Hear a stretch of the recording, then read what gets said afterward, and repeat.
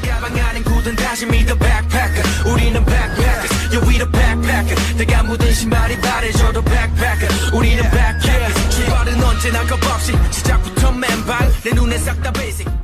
Assalamualaikum warahmatullahi wabarakatuh. Halo teman-teman semua, perkenalin nama saya Muhammad Imam Syahid, mahasiswa Fakultas Syariah dan Hukum Universitas Islam Negeri Sunan Gunung Jati, Bandung.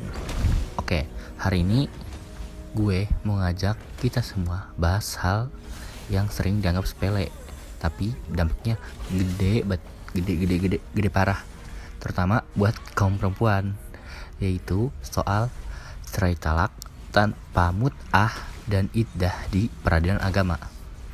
Oke, mungkin sebagian dari kita mikir, udah cerai, ya udah selesai.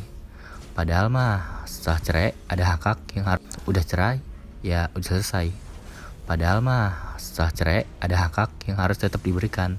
Salah satunya mut'ah dan penghormatan terhadap masa iddah. Oke, gue bakal ngasih contoh kasusnya biar nyambung ke realita. Contohnya gini, ada seorang istri yang udah berumah tangga selama bertahun-tahun. Tiba-tiba suami ngajuin cerai talak ke pengadilan agama. Putusan cerai kelar, suami tinggal pergi, gak ada mut'ah, gak ada biaya iddah, istri dibiarin aja gitu tanpa ada kepastian. Nah, pertanyaannya, apa itu adil? Jelas gak adil dong. Dan lebih parahnya lagi, itu melanggar hukum yang berlaku. Oke, gini analisis hukumnya. Kalau kita buka pasal 149B dan C di KHI atau Kompilasi Hukum Islam, itu dijelasin suami berkewajiban memberikan mut'ah kepada bekas istri dan memberi nafkah selama masa iddah setelah perceraian. Nah, mut'ah di sini bukan cuma soal materi, tapi bentuk penghormatan dan tanggung jawab suami. Sedangkan iddah sesuai pasal 153 KHI adalah masa tunggu yang harus dijalani istri untuk memastikan tidak ada kehamilan dan menjaga kehormatan pasca perceraian.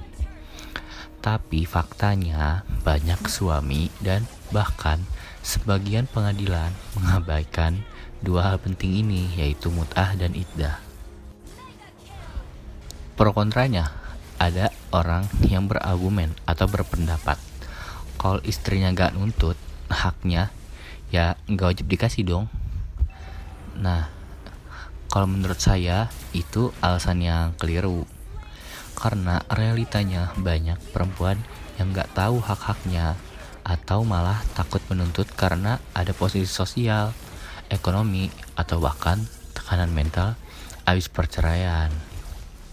Nah, karena itu seharusnya hakim di pengadilan agama punya peran aktif untuk meningkatkan, bahkan mewajibkan pemenuhan mut'ah dan iddah tanpa harus nunggu istri berani ngomong.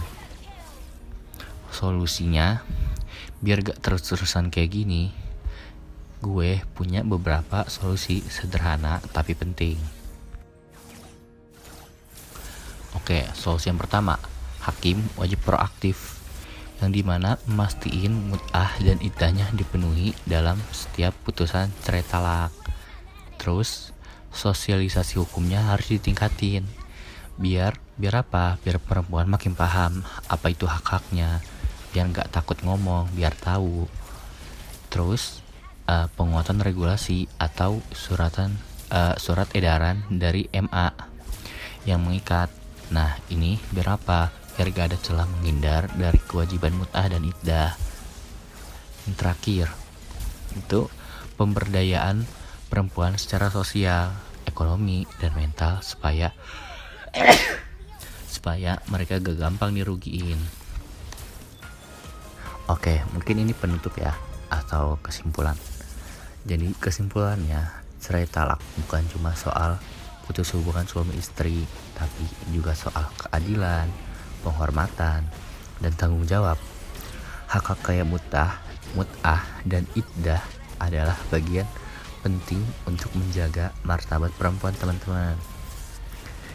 Ya, semoga dengan video ini kita semua lebih melek hukum ya, dan makin peduli dengan keadilan di ranah pengadilan agama. Mungkin sekian, terima kasih. Thanks for watching.